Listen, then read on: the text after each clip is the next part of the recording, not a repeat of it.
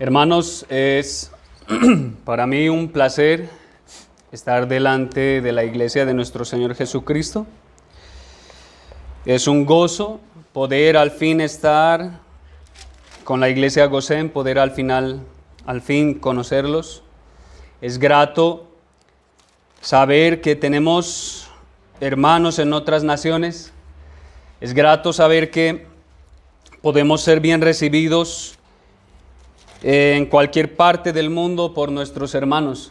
Y es grato saber que estamos unidos en una misma fe, en un mismo sentir, por medio de la unión que el Espíritu Santo ha aplicado a nosotros hacia Cristo Jesús nuestro Señor.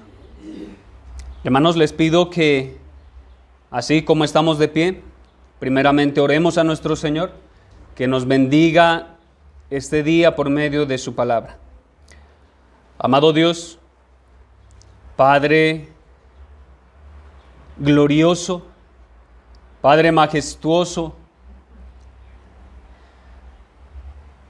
Señor Jesucristo, Divino Consolador, nuestro Trino Dios, a ti nos acercamos en esta mañana para alabarte, para adorarte, así como hemos cantado himnos y cánticos espirituales a ti, así como hemos leído tu palabra con reverencia.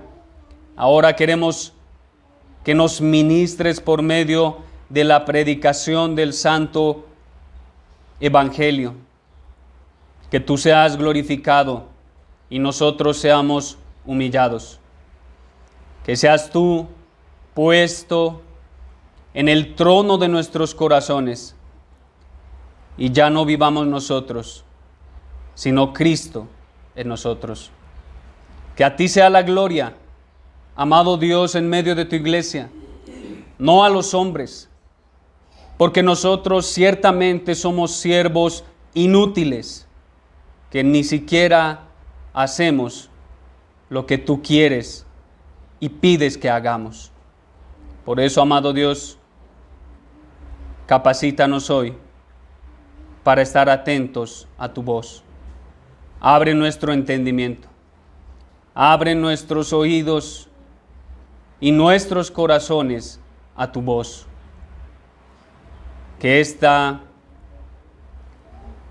predicación sea el inicio del crecimiento espiritual y numérico en medio de tu iglesia aquí en México. Permítenos, oh Dios, adorarte y ser gratos delante de ti. Te lo pido en el nombre de nuestro Señor y Salvador Jesucristo. Amén. Hermanos, podemos todos abrir nuestras Biblias en la carta a los Romanos capítulo 12. Romanos capítulo 12.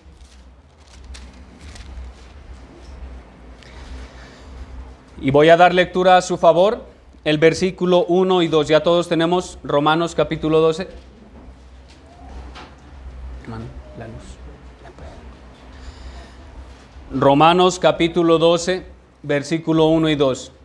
La palabra inerrante e infalible de nuestro Señor dice así: Así que, hermanos, os ruego por las misericordias de Dios que presentéis vuestros cuerpos en sacrificio vivo, santo, agradable a Dios, que es vuestro culto racional. No os conforméis a este siglo, sino transformaos por medio de la renovación de vuestro entendimiento, para que comprobéis cuál sea la buena voluntad de Dios, agradable y perfecta. Pueden tomar asiento.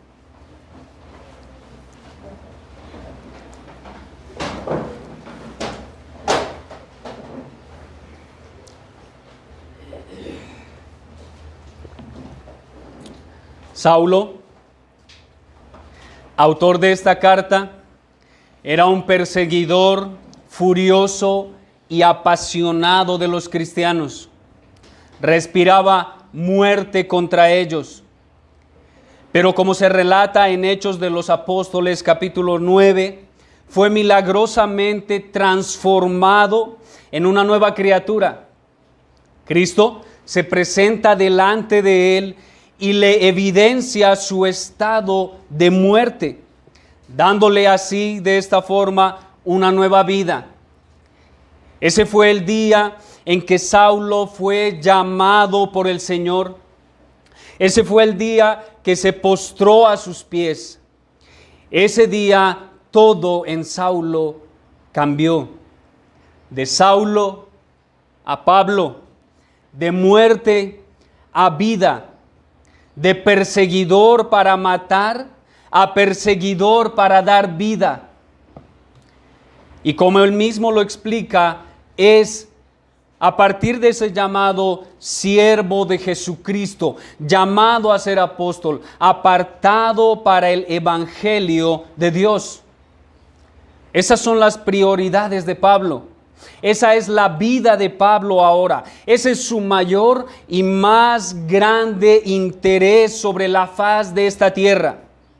Servir a su Señor, cumplir con lo otorgado en su llamado y apartarse del uso común de este mundo para dedicarse a vivir y morir si fuere posible o si fuere necesario por el evangelio, dedicando su vida entera a servir con una determinación increíble que lo llevó a gozarse en medio del sufrimiento, en medio del dolor, en medio de la cárcel, en medio de la prueba. Pablo decía: nos gloriamos en las tribulaciones, sabiendo que la tribulación produce paciencia, y la paciencia prueba, y la prueba esperanza. Y él decía: y la esperanza no avergüenza, porque el amor de Dios ha sido derramado en nuestros corazones por el Espíritu Santo que nos fue dado. Pablo, y su deseo de visitar la iglesia de Cristo en Roma, fue estorbado varias veces. Y es gracias a este estorbo, que es parte de la providencia de Dios, que nosotros hoy en día tenemos esta obra majestuosa de la mente de Dios dada a través de Pablo. Aunque Pablo no conocía la iglesia que se encontraba en Roma, oraba fervientemente por ellos, y el deseo ardiente de su corazón era comunicarles algún don espiritual, confirmarlos en la fe y tener fruto en medio de ellos, pues se sentía deudor de la iglesia en Roma. Esta iglesia local era una iglesia mixta que estaba constituida de judíos y gentiles, aunque la mayor parte de ellos eran judíos. Ahora bien, podemos dividir la carta en dos partes. La primera parte se extiende desde el capítulo 1 hasta el capítulo número 11, que es la parte doctrinal. Y del capítulo número 12 al capítulo número 16 es la parte práctica. Aunque se encuentran varios temas a lo largo de esta carta, hay en realidad un tema constante que se repite una y otra vez. El tema es este: el evangelio revela la justificación por la fe. Eso es lo que dice Pablo en Romanos capítulo 1, versículos 16 y 17. Vean lo que dice: porque no me avergüenzo del evangelio, porque es poder de Dios para salvación a todo aquel que cree, al judío primeramente y también al griego. Y el 17 dice: porque en el evangelio la justicia de Dios, ¿ven? Porque en el evangelio la justicia de Dios se revela por fe y para fe, como está escrito: mas el justo por la fe vivirá. Esa es la tesis de la carta a los romanos. El evangelio revela la justicia por la fe. Ahora, la porción en la que vamos a meditar se encuentra en esa transición de la parte teológica a la parte práctica, por así decirlo, de lo ortodoxo a lo práctico. Ya Pablo, en los capítulos del 1 al 11, evidenció la maldad y la depravación del hombre, la grandeza y la misericordia de Dios y lo inescrutable de la mente de Dios en su plan eterno de redención, que hoy en la mañana hablamos un poco al respecto en la escuela dominical. Por eso, antes de iniciar Pablo la parte práctica de su carta, termina realmente admirado y conmovido, declarando estas palabras acerca de la doctrina de la justificación por la fe. Él dice: oh profundidad de las riquezas y de la sabiduría y de la ciencia de Dios.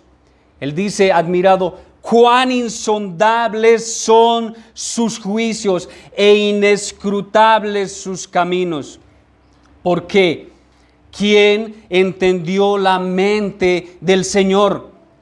¿O quién fue su consejero? ¿O quién le dio a él primero para que le fuese recompensado? Porque de él y por él y para él son todas las cosas. A él sea la gloria por todos los siglos. Amén. Esa es la parte final de la parte teológica, de la parte doctrinal a la iglesia. Ahora sí podemos pasar a la parte práctica. Después de la monumental exposición de Pablo respecto a la revelación que hace el Evangelio, que justifica por la sola fe al pecador, ahora sí podemos ver el resultado que produce el Evangelio en el pecador justificado, en un muerto que recibe vida, en un depravado que ahora es santificado. El tema para el día de hoy es este. El tema para el día de hoy es la actitud del pecador justificado para con Dios. Ese es el tema de esos dos versículos. La actitud del pecador justificado para con Dios. Para esto quiero presentarles el título y el bosquejo que vamos a seguir. El título para el sermón del día de hoy es el aroma que agrada a Dios. El aroma que agrada a Dios. Y vamos a ver tres cosas. La petición de agradar a Dios, versículo 1. La estrategia para agradar a Dios, versículo 2 en su parte A. Y vamos a ver la finalidad de agradar a Dios, versículo 2, parte B. Entonces, veamos la primera parte. La petición de agradar a Dios, versículo 1. Pablo inicia diciendo: así que, hermanos, os ruego. Estas primeras palabras del versículo también se pueden traducir de forma literal desde el griego diciendo esto: ruego, exhorto o amonesto, por lo tanto, hermanos. ¿Cuál es la diferencia con la primera traducción que tenemos en nuestras Biblias? La diferencia está en que la segunda forma de traducción presenta en primer lugar el verbo, presenta el exhorto en primer lugar antes del ahora pues. ¿Por qué? ¿Por qué en el original Pablo puso primero el verbo? Pablo inicia este capítulo con el verbo exhorto, animo, ruego a la iglesia, porque en realidad quiere mostrar el carácter que va a tener el capítulo 11, el capítulo 12, 13, 14, 15 y 16.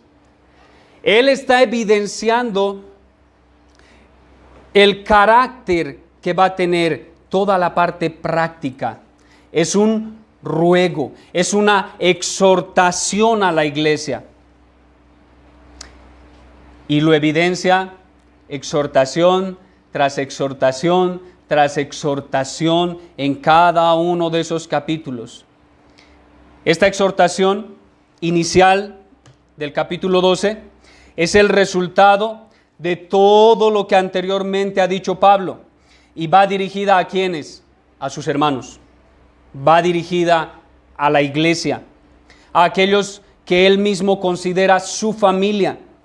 No está echando las perlas a los cerdos. No, Pablo está consciente que sus ruegos y súplicas deben ir dirigidas eficazmente al corazón de aquellos hombres que ya han sido justificados, que ya han sido llamados, que ya han sido santificados y están siendo santificados, aquellos que han recibido el espíritu de adopción por el cual pueden clamar Abba Padre. De otra manera, si no fuere así, sería buscar el agrado de Dios por medio de obras muertas, realizadas por muertos. El ruego de Pablo a los creyentes en Roma es algo real, es algo apremiante, no es un mero formalismo, no son palabras escritas solo de labios hacia afuera. No es simplemente para que reconozcan que Pablo es alguien que se preocupa, entre comillas, por una iglesia. No, eso sale del fondo del corazón regenerado de Pablo. Proviene de la necesidad que Pablo ve en la iglesia de expresar el agrado hacia Dios. Pablo ve esa necesidad en la iglesia. La iglesia debe buscar ser grata delante de Dios. Ahora, ¿cuál es el argumento que Pablo les presenta para este ruego? Porque él les está diciendo, los exhorto hermanos, les ruego, pero ¿por qué? ¿Cuál es el argumento que presenta él? Pablo no quiere presentar razones superficiales o vanas. Más bien entrega en las manos de sus hermanos un cofre lleno de riquezas extraído directamente de los tesoros del rey. Vean lo que les dice. Por las misericordias de Dios. Por las misericordias de Dios. Y la iglesia, mis amados hermanos, debería gritar a voz en cuello como el Salmo 85:7. Muéstranos, oh Jehová, tu misericordia. Muéstranos tus misericordias. Pero para pedir misericordia debemos saber lo que es misericordia. ¿Qué es misericordia? La palabra misericordia está compuesta de dos palabras, míseros y cardia, miseria y corazón. Hace referencia a ver la miseria en el corazón de los hombres y sentir compasión debido a esa miseria. Pero no solo eso. En el sentido teológico, significa que Dios no nos da lo que merecemos. Eso es misericordia. Que Dios no nos da lo que merecemos, porque en realidad, ¿qué merecemos? Justicia. Eso es lo que merece el hombre no justificado. El hombre pecador merece la ira y la justicia de Dios. Nada más que eso. Pero él que dice, por las misericordias de Dios, ¿qué quiere decir? Por aquello que Dios no nos da y que merecemos. Lo cual, mis amados hermanos, es distinto a la gracia. La misericordia no es lo mismo que la gracia. ¿Por qué? Porque la gracia es que Dios da lo que no merecemos. ¿Ven la diferencia? Misericordia, Dios no nos da lo que merecemos. Gracia, Dios nos da lo que no merecemos. No merecemos a su Hijo. No merecemos el cielo. No merecemos al Espíritu Santo en nuestros corazones. No merecemos nada bueno y agradable que venga de Dios. No lo merecemos. Pablo menciona a lo largo de 11 capítulos varias demostraciones prácticas de la misericordia de Dios. Y quiero que veamos algunas. Vamos todos juntos a Romanos 1:18.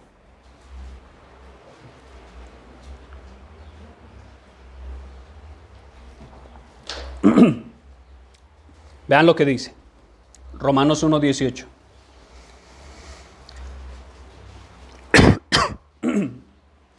Porque la ira de Dios se revela desde el cielo contra toda impiedad e injusticia de los hombres que detienen con injusticia la verdad. Entonces, ¿qué es lo que merecen los hombres? La ira de Dios que se revela desde el cielo. ¿Habrá algún hombre que no merezca la ira de Dios? ¿Habrá alguno que pueda decir, yo soy recto y justo en todos mis caminos delante de Dios? No. La ira de Dios se revela desde el cielo contra toda impiedad. ¿Cuál es el acto de misericordia que vemos allí? Que la ira de Dios no se revela contra sus elegidos. Eso es misericordia. Y ahora les voy a explicar por qué no. Esa ira de Dios que se revela contra toda impiedad e injusticia de los hombres, no nos ha dado a nosotros. ¿Nos dio acaso ira Dios? Si Dios nos hubiera dado ira a alguno de los presentes, ya no estuviésemos en este lugar. Eso es misericordia. Vean lo que dice el versículo 24 del mismo capítulo. Por lo cual también Dios los entregó a la inmundicia en la concupiscencia de sus corazones, de modo que deshonraron entre sí sus propios cuerpos. Dice que Dios entregó a la inmundicia y concupiscencia de los corazones depravados de los hombres. O sea, no solo el corazón depravado, sino que los entregó a algo peor que eso. Pero no hizo eso con los hermanos en Roma, a los cuales Pablo les está escribiendo. Dios no los dejó en la concupiscencia de sus corazones perversos. Él los sacó, los rescató de eso. Vean lo que dice Romanos capítulo 2, versículo 2. Mas sabemos que el juicio de Dios contra los que practican tales cosas es según verdad. Habla del juicio de Dios, ya no solo de la ira, ya no solo el dejarlos a su concupiscencia y a su mal. Ahora habla del juicio de Dios que caerá sobre los impíos, pero no sobre sus escogidos. Eso es misericordia práctica. La ira y el juicio de Dios no caerá sobre nosotros.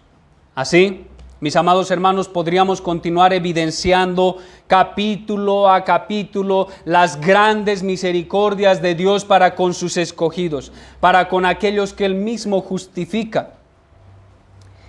Pero si vamos a lo macro de las Escrituras, hay muchos más pasajes que evidencian la misericordia de Dios. Pero quiero que leamos uno en específico. Se los voy a leer, si quieren lo pueden apuntar. Lamentaciones, capítulo 3, versículo 22 y 23. Vean lo que dice. Esto puede resumir el actuar de Dios a pesar de nuestras maldades. Dice, por la misericordia de Jehová, no hemos sido consumidos, porque nunca decayeron sus misericordias. Nuevas son cada mañana, grande es tu fidelidad. ¿Quién escribió Lamentaciones? ¿Saben por lo que estaba pasando Jeremías al escribir Lamentaciones? ¿Saben por qué se llama Lamentaciones? Estaba sufriendo. Tenía dolor en su corazón por su pueblo.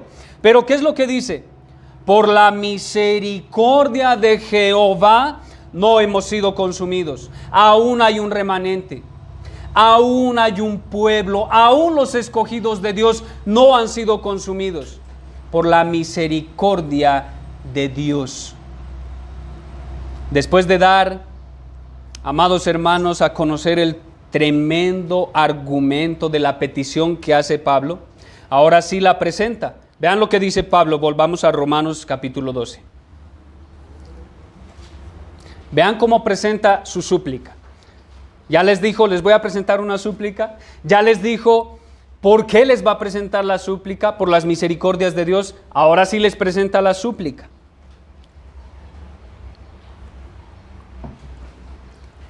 La súplica es esta.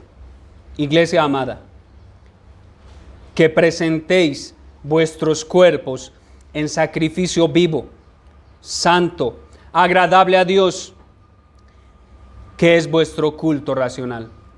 Esa es la petición, esa es la exhortación de Pablo. Pablo literalmente les está diciendo, lleven y ofrezcan sus cuerpos como sacrificios delante de Dios. Pero cuando dice cuerpo, mis amados hermanos, no se refiere solamente al cuerpo físico que podemos ver.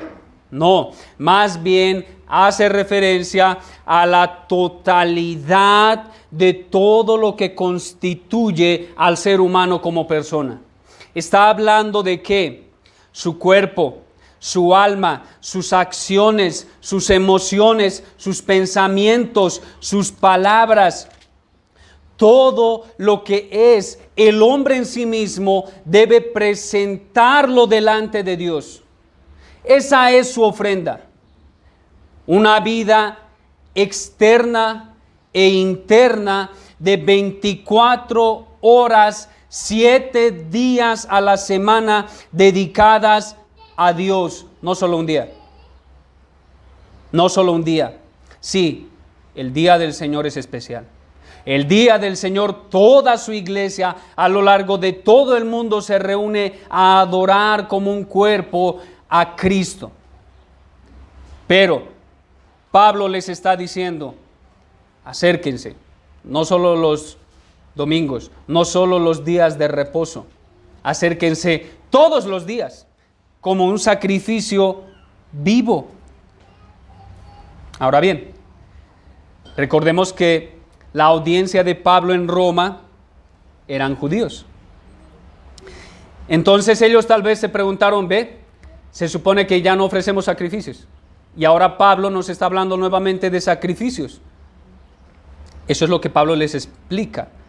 ¿Qué tipo de sacrificios? ¿Serán los mismos que ellos, los judíos, hacían en el Antiguo Testamento? ¿En el Antiguo Pacto? ¿Será que tenían que volver a presentar machos cabríos, ofrendas por el pecado, ofrendas por remisión de faltas, ofrendas por todo lo que hacen todos los días? ¿Serán acaso las leyes ceremoniales del pacto mosaico que se les entregó en el desierto? ¿Tendrán acaso que volver a esos viejos rudimentos que solo eran tipos y sombras de Cristo? No. Por eso Pablo les dice, debe ser un sacrificio vivo. Un sacrificio vivo, ya no un sacrificio de muerte para satisfacer la justicia de Dios. Ya no más un sacrificio de muerte para la remisión de sus pecados. Ya no más un sacrificio de muerte para su redención. Porque ya Cristo, el Cordero de Gloria, el sacrificio verdadero fue presentado. Ya no más ese tipo de sacrificios. Porque con una sola ofrenda, Cristo hizo perfectos para siempre a los santificados. Entonces, ¿de qué sacrificio nos habla? Un sacrificio vivo. Está hablando de la vida ofrecida como un sacrificio para agradar a Dios. Hermanos,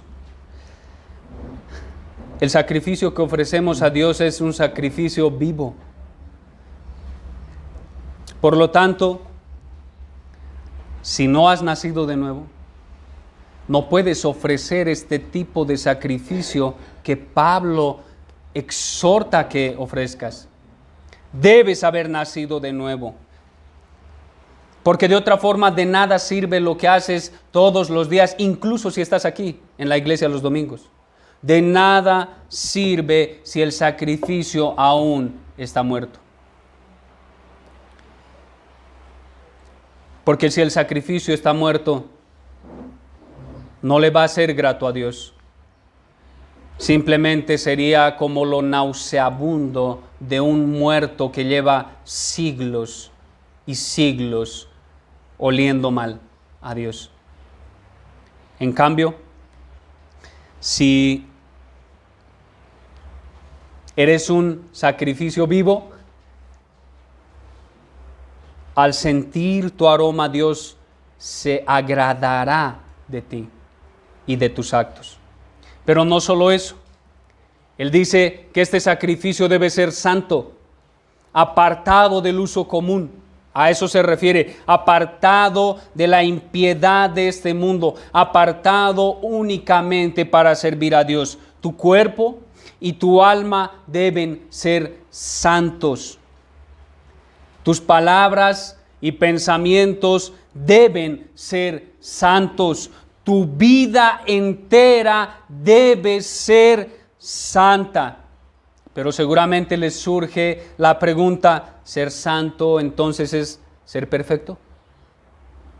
¿Ser santo es ser perfecto? No.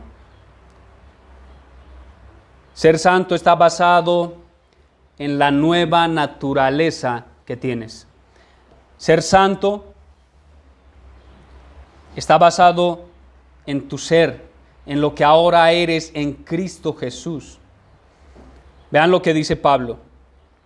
De modo que si alguno está en Cristo, nueva criatura es. Nueva criatura es. Está en presente. Es nueva criatura. Las cosas viejas pasaron. Ya las cosas viejas de ti pasaron. He aquí, todas son hechas nuevas. ¿Lo ven? Ya lo viejo pasó. Ya hay algo nuevo. Una nueva naturaleza santa. Ya todo lo malo, lo impío pasó. Ya somos nuevas criaturas. En eso se basa el ser santos. Y como dice Levíticos 19:12, habla a toda la congregación de los hijos de Israel y diles, santos seréis, porque santo soy yo, Jehová, vuestro Dios.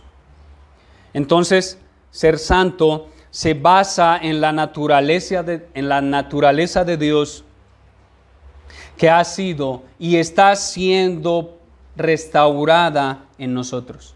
A eso se refiere la santidad, conformarse cada vez a lo que ya somos. ¿Sí ven? Nos tenemos que conformar a la imagen de Cristo, pero ya somos la imagen de Cristo. Nos debemos santificar todos los días mucho más, pero ya somos santos. Ya somos nuevas criaturas, pero debemos buscar ser nuevas criaturas mucho más todos los días. También este sacrificio, según Pablo, debe ser agradable a Dios. ¿Lo ven? Vivo, santo, y ahora dice agradable a Dios. Este es el enfoque. Debemos determinar nuestras vidas a este fin. A este fin. Parafraseo lo que dijo un pastor respecto a esto. Él dice, si busco agradar a Dios y por ello desagrado a los demás, no me importa. ¿Lo escucharon? Si busco realmente agradar a Dios y debido a eso desagrado a algunos o a muchos, no me importa. No me importa porque estoy agradando al más importante, a Dios, a Cristo. Esto es un resultado de la nueva vida que tenemos en Cristo. Este es un resultado del creyente justificado, porque antes éramos muertos, hediondos, no sé si la palabra está bien, pero éramos muertos que teníamos un mal olor saliendo de nosotros delante de Dios, pero ahora nuestro aroma es vida. Antes éramos impíos y alejados totalmente de Dios, del Dios que es 3 veces santo.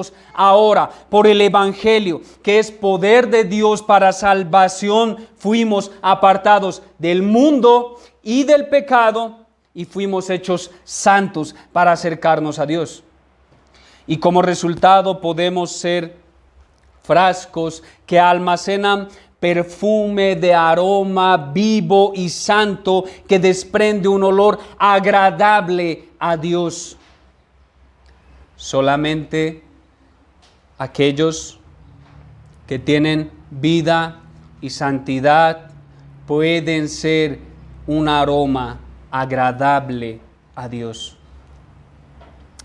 Una nueva vida de santidad dedicada a la adoración diaria de Dios es posible por la poderosa mano de Dios, no por nosotros. No es por nosotros. Por lo tanto, es algo racional, es algo lógico que adoremos a Dios con todo nuestro corazón. Pero si la vida y la santidad son la obra de Dios que Él hace en nosotros, ¿qué debemos hacer nosotros? ¿Quién es el que obró vida en nosotros? Dios. Él lo hizo todo, es monergista, como aprendíamos esta mañana. ¿Quién nos dio santidad para poder ser santos? Dios. Dios, ¿quién hace eso? ¿Quién nos hizo agradables a Dios? Dios. Dios es quien hace todo eso. La pregunta es, entonces, ¿qué hacemos nosotros? Bueno, si ya tenemos vida, vivamos más para Dios. Si ya somos santos, santifiquémonos mucho más para Dios. Si ya somos agradables a Dios, busquemos su agrado mucho más aún. A eso es a lo que se refiere el segundo aspecto de nuestro sermón. La estrategia de agradar a Dios. ¿Cuál es la estrategia que el creyente justificado debe usar? Versículo 2, parte A. En esta estrategia, Pablo, un asombroso maestro, experto en la profundidad sintética. Realmente Pablo era experto en eso, ¿cierto? En la profundidad sintética. Porque él podía decir mucho en 3 palabras. Podría decir bastante en solo 4 palabras. Pablo es experto en eso. Y en realidad ahora hace lo mismo.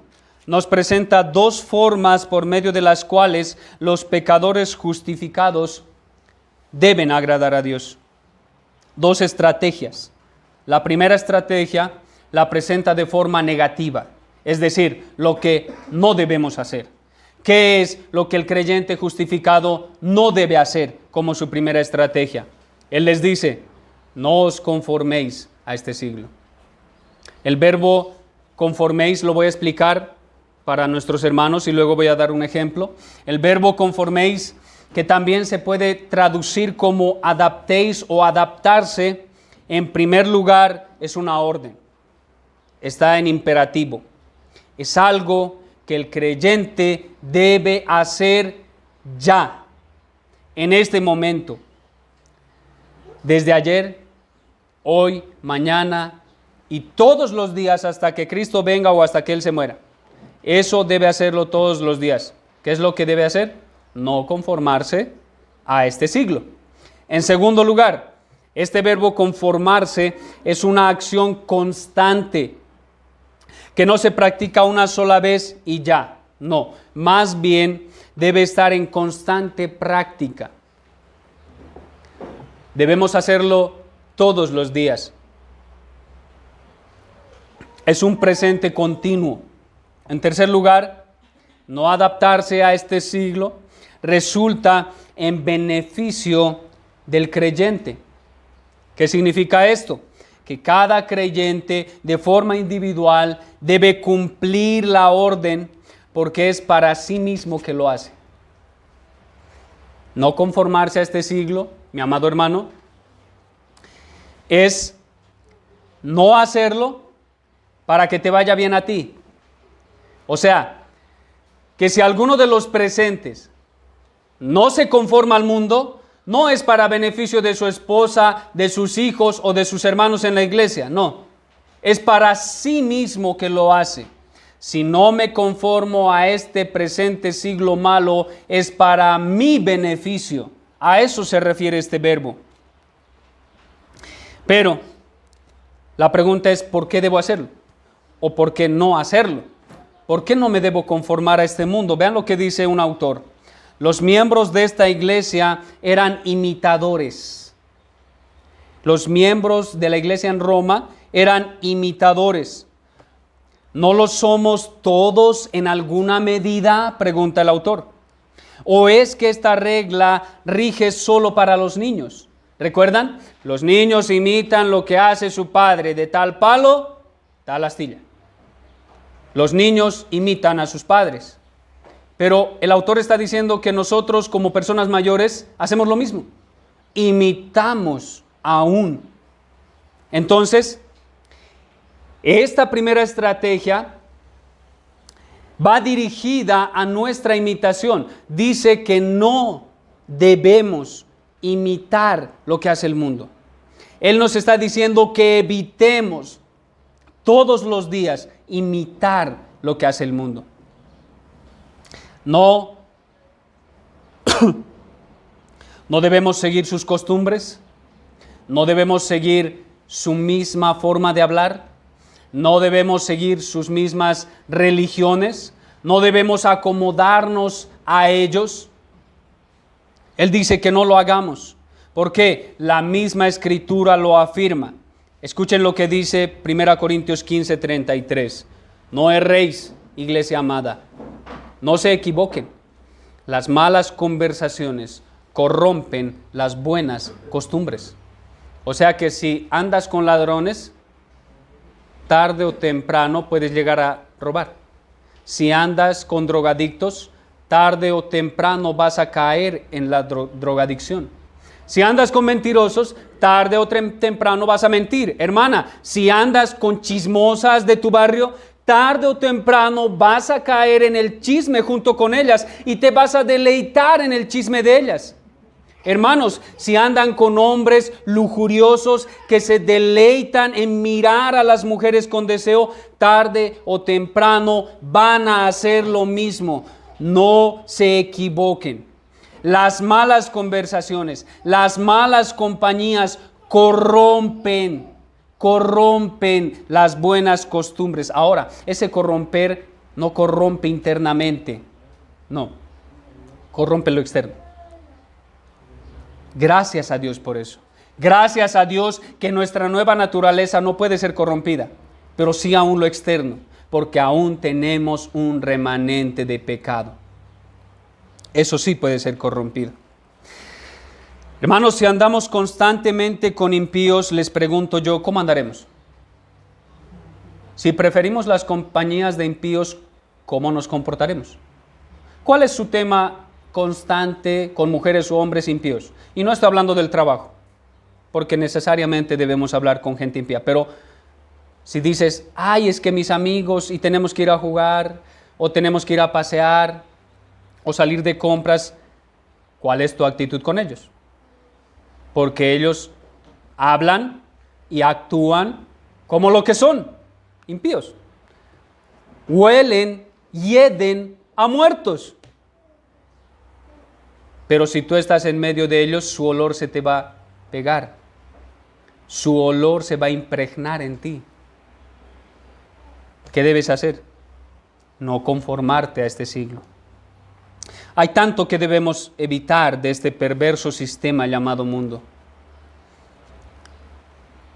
Hay muchas cosas que debemos evitar. Vean lo que dice, hablando de los impíos, Pablo en Romanos 1, 21 y 22.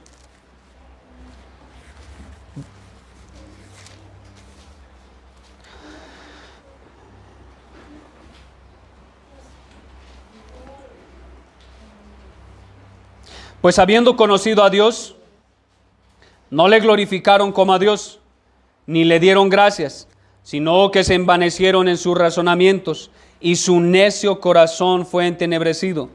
Profesando ser sabios, se hicieron necios. ¿Qué pasó con ellos? Filósofos, entendidos, gente realmente inteligente, que por la naturaleza tenían la evidencia de que existía un Dios, pero se hicieron sabios en sus propios razonamientos. Y su filosofía, Su entendimiento mundano los llevó a perderse en las tinieblas. Su entendimiento fue entenebrecido. Vean lo que dice el versículo 24 y 28. Por lo cual también Dios los entregó a la inmundicia en las concupiscencias de sus razones, de modo que deshonraron entre sí sus propios cuerpos.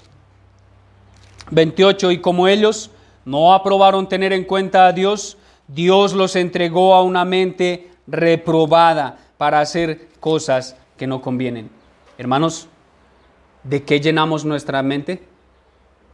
¿De qué cosas estamos llenando nuestro conocimiento? El conocimiento no es malo, pero todo conocimiento que adquirimos debe estar subordinado a la palabra de Dios. Debe estar subordinado a la autoridad divina que Dios nos ha dejado.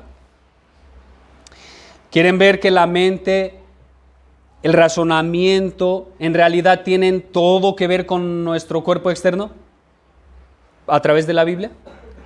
Vean lo que vamos juntos a Romanos capítulo 3. Y quiero que vean cómo el razonamiento realmente afecta cómo caminamos, realmente afecta cómo observamos y realmente afecta nuestras manos y lo que hacemos todos los días. Vean cómo eso afecta. Romanos capítulo 3, versículo 11. Dice, no hay quien entienda. Necios, entenebrecidos, sabios en su propia opinión. No hay quien entienda. Y luego dice, no hay quien busque a Dios. ¿Cuál es el resultado de la falta de comprensión respecto a lo que es el Evangelio? No buscar a Dios. No buscar a Dios. Pero ¿qué más dice? Versículo 17. Y no conocieron camino de paz. Aún sigue hablando del conocimiento. Aún sigue hablando del entendimiento. No conocieron camino de paz. Ahora, si su mente está entenebrecida, ¿cuál es el resultado de una mente en tinieblas?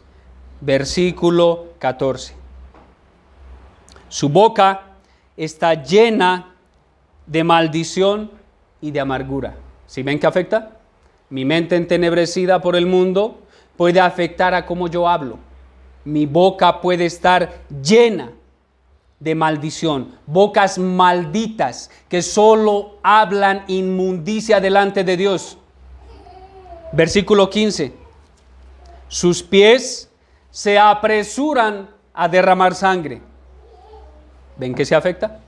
Lo que yo pienso me puede apresurar con mis pies a derramar sangre, a hacer lo malo, a andar en el consejo de malos, a caminar por el camino de pecadores, por el cual no debería ir.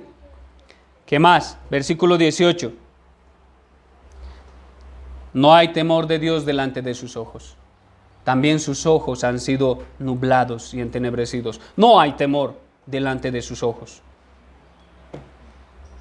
Ojos ciegos al temor reverente de Dios. ¿Cuál sería la conclusión?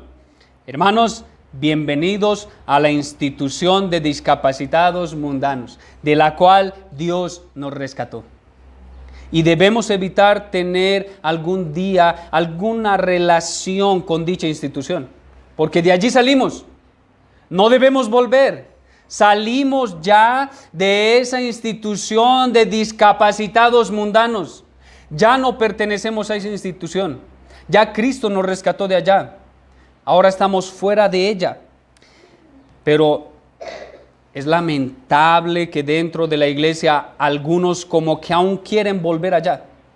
Aún quieren estar allá sujetándose nuevamente a no comas, no bebas, no hagas esto, no hagas lo otro.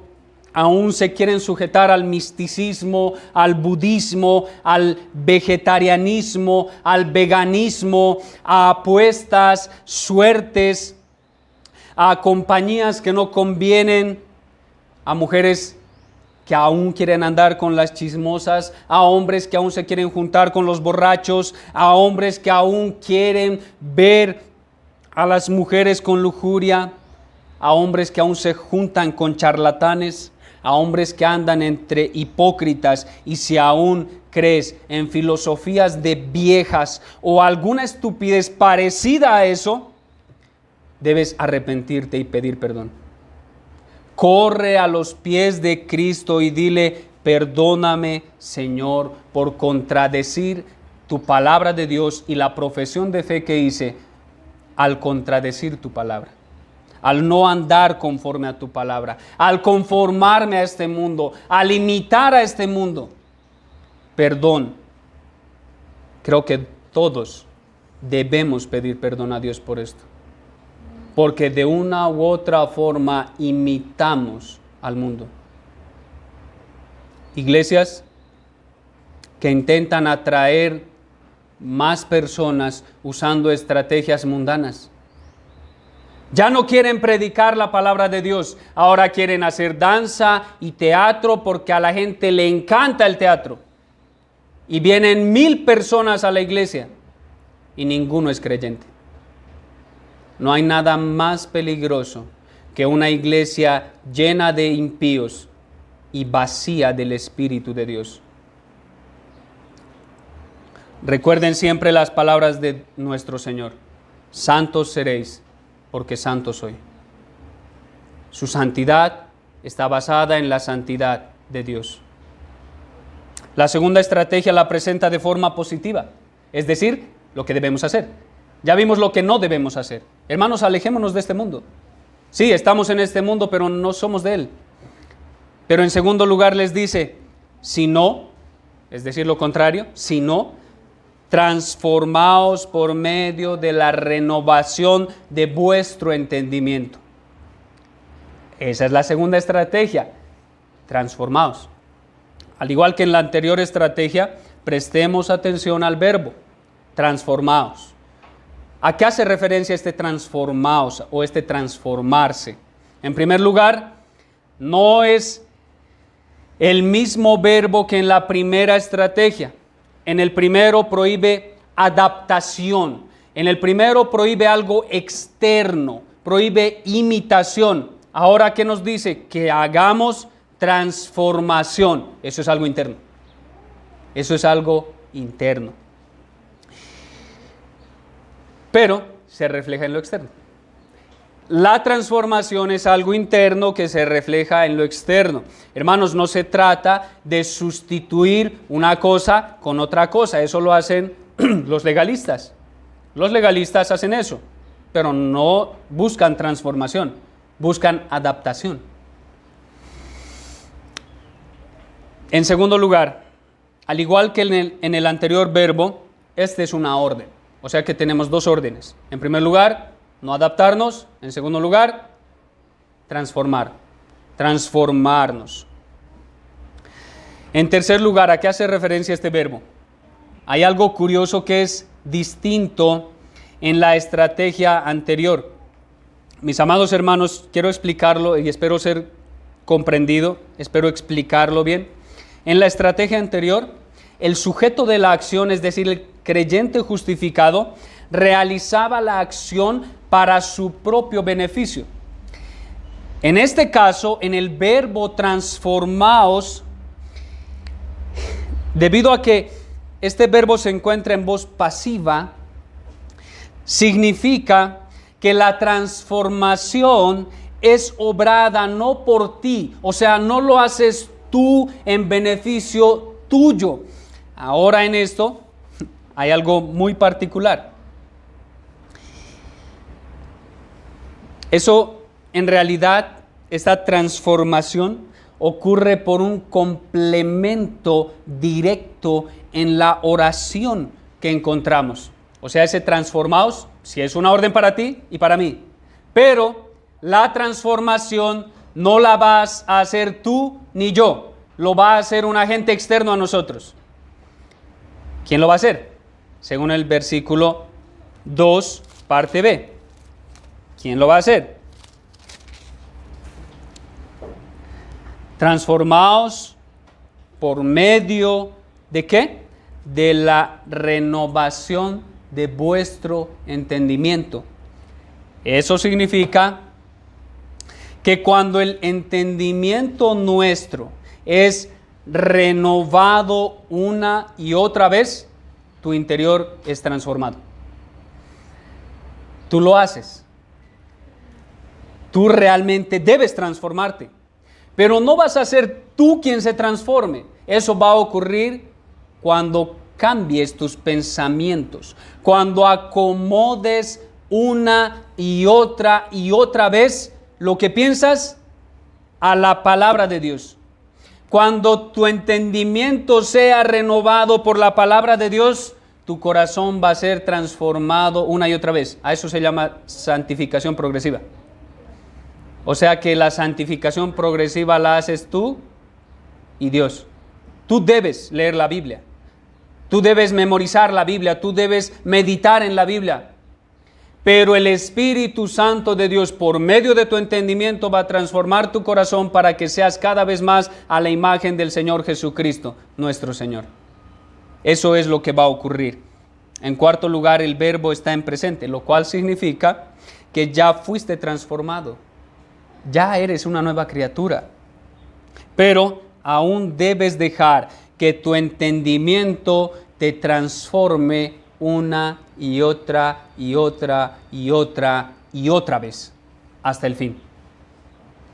Mi amado hermano, cuando tu mente es renovada por el lavamiento del agua, por la palabra, surge transformación interior, lo cual sucede por la obra del Espíritu Santo que ya mora en ti, que ya está en ti. Así que eres enteramente responsable de saturar tu mente de la palabra de Dios. Antes leía 2 capítulos, ahora leo 3. Antes leía 3, ahora leo 4. No te conformes con 4, sigue avanzando. Antes oraba 10 minutos y me cansaba, ahora oro 15, 20, 30. Debo renovar constantemente mi mente para que mi corazón sea transformado. Les doy el ejemplo, es como una mariposa que debe, o más bien cuando es un gusano, debe necesariamente entrar en esa seda que es un capullo, entrar en esa sedita, envolverse a ella misma para que ocurra esa transformación en ella. Ya no un gusano, ahora una mariposa. ¿Cómo se llama eso? Metamorfosis.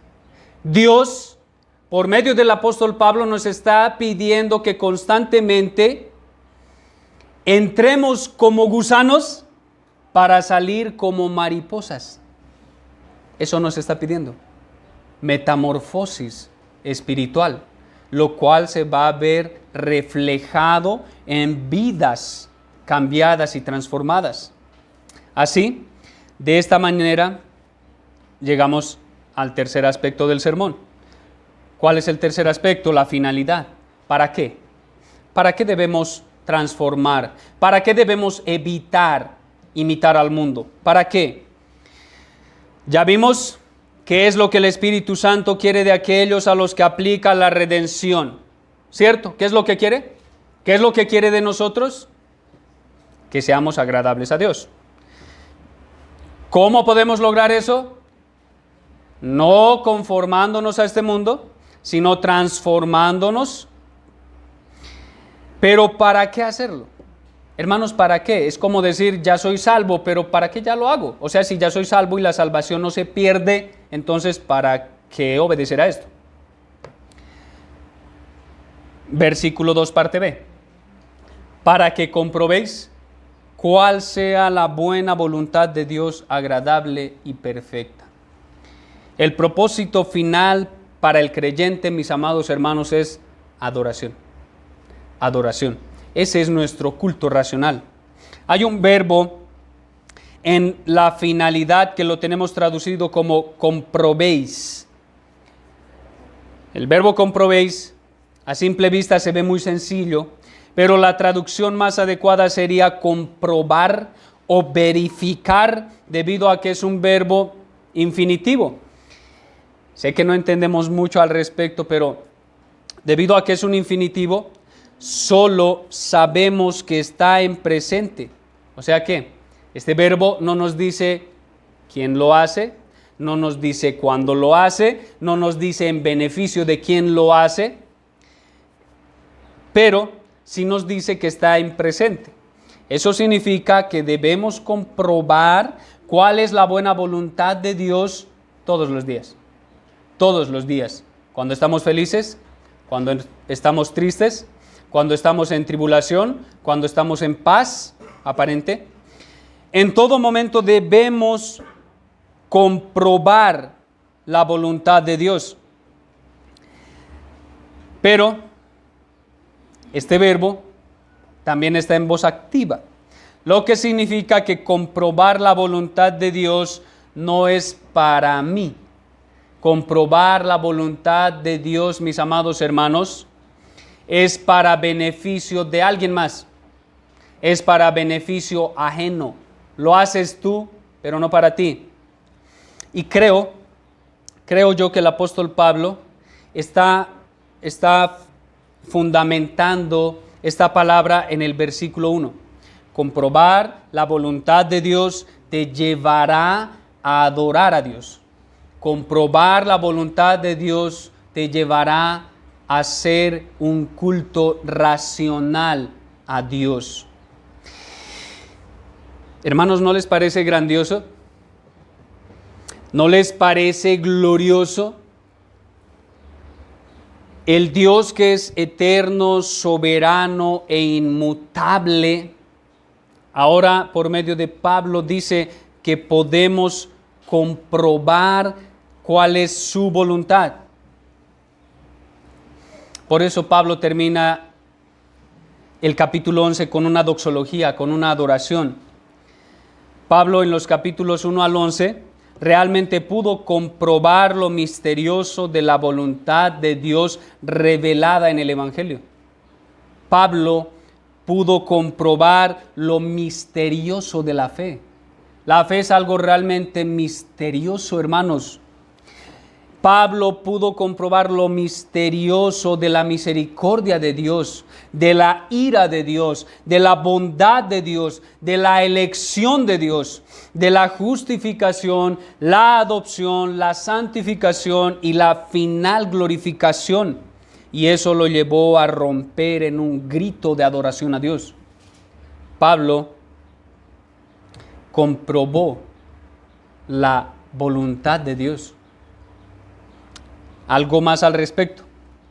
Debido a que este verbo es un infinitivo, significa que comprobar la voluntad de Dios es algo abstracto, es algo complicado, es algo difícil de entender para nuestras mentes.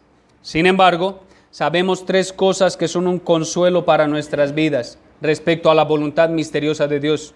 En primer lugar, la voluntad de Dios es buena. La voluntad de Dios es buena, sin un ápice de maldad, buena en gran manera. Incluso lo que a nuestros ojos es malo en la voluntad de Dios, como un ejemplo actual que sería el coronavirus. Incluso eso, en la voluntad misteriosa de Dios es bueno en gran manera. Bueno infinitamente porque Dios es bueno. Es bueno. Una enfermedad, un cáncer, la muerte de un ser amado, todo eso, como dice John Piper, produce en ti un eterno peso de gloria, porque tú, amado hermano, sabes que eso es bueno. En segundo lugar, la voluntad de Dios es agradable. Cuando estés en medio del dolor y el llanto y sientas que no hay consuelo suficiente en este mundo, recuerda, mi amado hermano, la voluntad de Dios es agradable, es algo grato. Eso quiere decir que podrás sentir gozo en medio del dolor. Vean lo que dice Hechos 5, 41 y 42, no vayan ahí. Vean lo que dice, escuchen. Y ellos salieron de la presencia del concilio, escuchen esta palabra, gozosos de haber sido tenidos por dignos de padecer afrenta por causa del nombre. ¿De cuál nombre? De Cristo. Ellos salieron gozosos después de haber sido azotados duramente, después de tener la espalda encarnizada, después de salir sangrando de ese lugar. Ellos sentían gozo porque se vieron dignos de sufrir por el nombre de Cristo. Y todos los días en el templo y por las casas no cesaban de enseñar y predicar a Jesucristo. Hermanos, el conocer la misteriosa voluntad de Dios en medio del sufrimiento nos llevará a salir de nuestra comodidad actual como iglesia y salir a predicar a las personas en todo lugar. En todo lugar. En tercer lugar, la voluntad de Dios es perfecta. Por eso mismo, admirado de nuestro Señor y Dios, Pablo terminó en adoración, porque reconoció que la voluntad de Dios es algo tan perfecto. La voluntad de Dios, hablando de sus decretos y hablando de sus mandatos, es algo perfecto porque evidencian su naturaleza. Por eso Pablo, al final de Romanos capítulo 11, pudo decir: oh profundidad de las riquezas. ¿Cuántas son las riquezas de Dios? Grandes. Son infinitas. Él dijo: oh profundidad de las riquezas, de la sabiduría, del entendimiento y de la ciencia de Dios. El admirado dijo: cuán insondables son sus juicios. Eso es algo que realmente nunca alcanzaremos a comprender. Como veíamos esta mañana, ¿serán todos los niños muertos al nacer o después salvos o no? No. Digamos como Pablo: cuán insondables son los juicios de Dios e inescrutables sus caminos. ¿Por qué? Hermanos amados, pregunta: ¿quién entendió la mente del Señor? ¿Quién de los presentes puede entender acaso el solo hecho de que sigamos con vida? ¿Podemos acaso entender la mente del Señor? ¿O quién fue su consejero de los presentes? ¿Quién le dijo: no, Dios, mañana haz que llueva o haga calor? No, mañana quiero tener cáncer y que pasado lo cures. Nadie le dio consejos al Señor respecto a lo que Él debía hacer, y Dios todo, absolutamente todo, ya lo tiene planeado de forma perfecta. No hay ni una sola cosa que salga del control de Dios. ¿Quién fue su consejero? Nadie. ¿O quién le dio a Dios primero algo para que a ese alguien le fuese recompensado? Nadie. ¿Por qué? ¿Por qué? Porque de Él y por Él y para Él son todas las cosas. Él es el dueño y Señor de todo lo que existe, de absolutamente todo. El aire que respiramos le pertenece. Y deberíamos agradecer a Dios por eso. Para Él son todas las cosas. Eso debería llevarnos a adorar a Dios todos los días de nuestra vida, porque se supone que Él nos compró con su Hijo Jesucristo, con su sangre, con lo que Él más apreciaba. El Padre envió no las obras de su amor.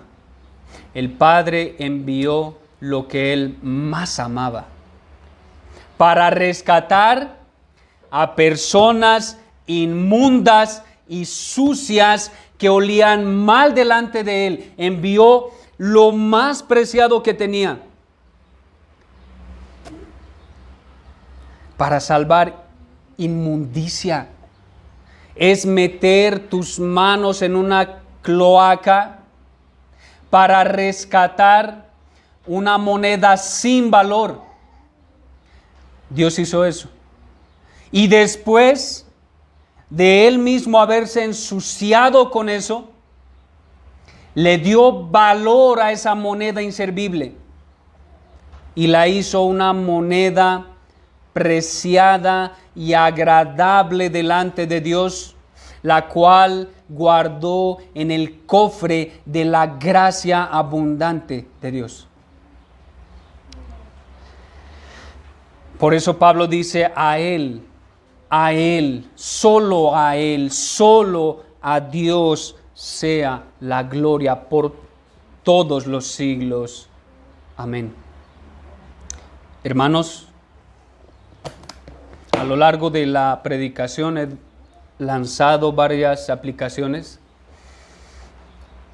pero aquellas personas que no son parte de la iglesia, aquellas personas que no son en cuerpo de Cristo, aquellas personas que dicen creer en Dios, pero no viven como Dios lo exige, quiero advertirles que ustedes no son gratos a Dios, que ustedes aún huelen mal.